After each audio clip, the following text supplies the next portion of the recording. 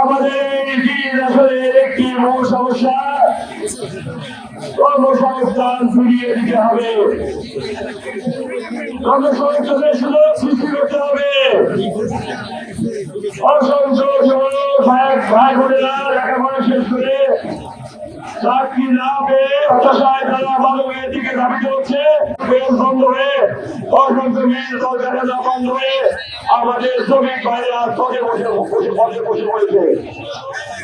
অভাবে অনশনের কাজ হয়ে পড়েছে যে তারা যা সোজা হয়ে দাঁড়াতে পারছে না, অত্যন্ত মানবতার জীবন যাপন করছে।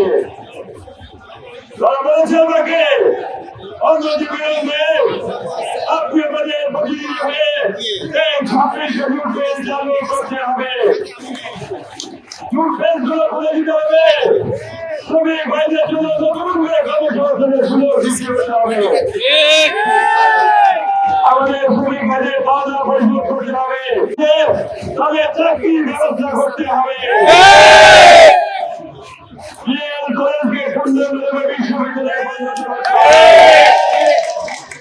এই বিদেশে একটি আধুনিক হাসপাতাল তৈরি করতে হবে।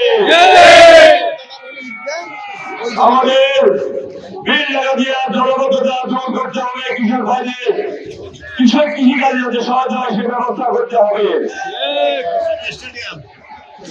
আমাদের যারা নারী আছেন প্রতিটি ঘরে ঘরে মহিলাদের কর্মসংস্থানের সুযোগ সৃষ্টি করতে হবে।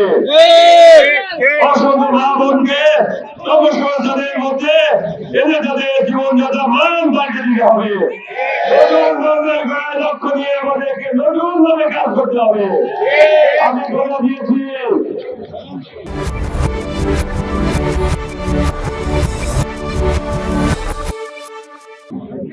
যদি আমি আপনাদের ভোটে দিতে পারি ইনশাআল্লাহ একে একে সকল সমস্যার সমাধান করব এবং বিলম্বে আমরা কর্মসংস্থান সুযোগ সৃষ্টি করব।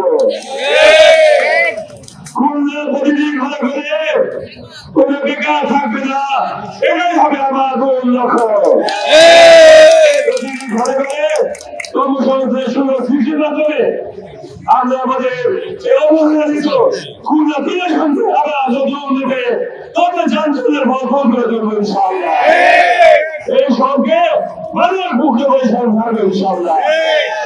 আমাদের আগামী দিনের সন্তানরা যাতে সুন্দরভাবে তাদের স্বপ্ন বাস্তবায়ন করে আগামী দিনে সুনাগরিক হতে পারে সেই জায়গায় সুন্দর একটি পরিবেশ আমরা সৃষ্টি করবো ইনশাআল্লাহ।